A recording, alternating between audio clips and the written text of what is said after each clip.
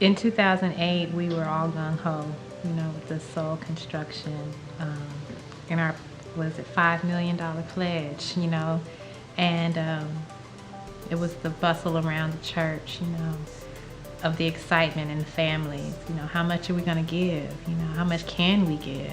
I got caught up. I'll be honest. I was like, I'm gonna give. Let's just do it. I know when Carl came to me with what God had placed on his heart, it was definitely not the same amount as what God had placed on my heart. And I was like, how do you see this happening? And he was like, babe, God is able. I'm hyped up. I'm excited. And we're going to do this. As we got into it and started that journey from 2008 to now, I realized just what it was going to take. I started seeing more of the sacrifice, what that sacrifice meant.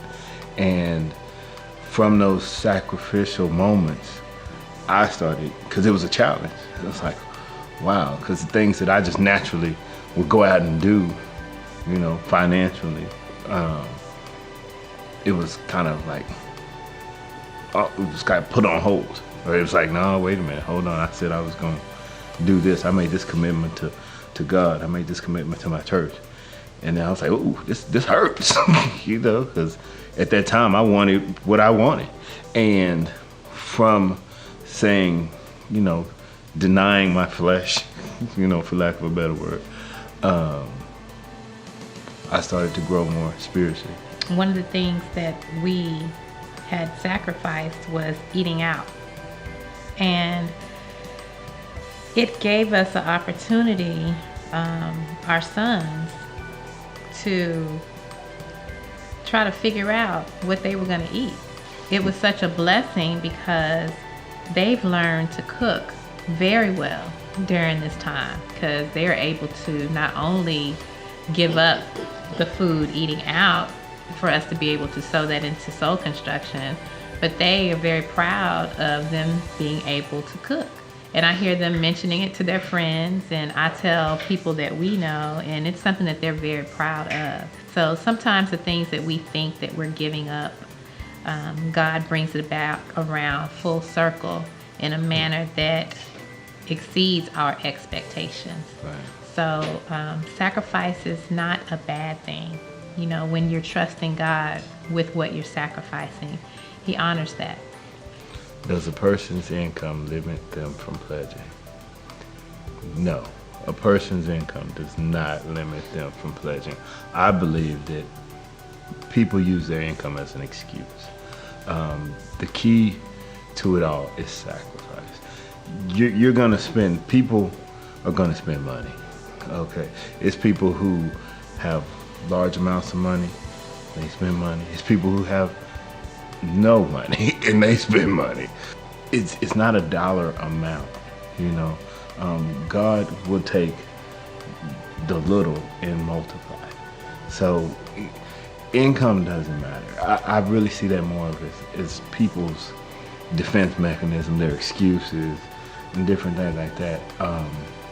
No, the income is, it just falls under that same,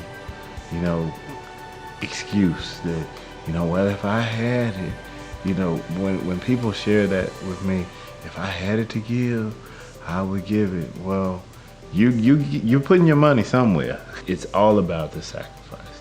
I would tell people that have reservations about giving and have maybe even issues with investing, I would challenge them to trust God, to watch Him perform His work,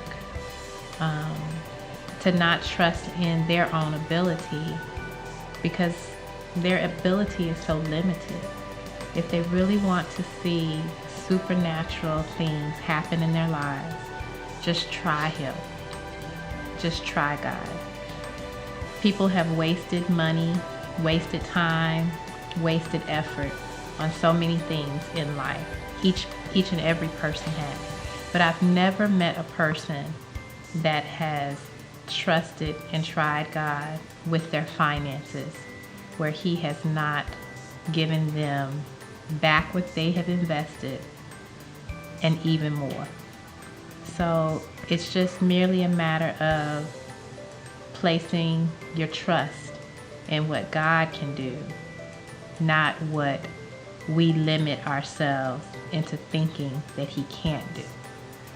So I would just encourage them to trust Him and watch Him work, because once you see Him work in your life with one situation, and especially if that situation is your finances, you will trust Him with everything else.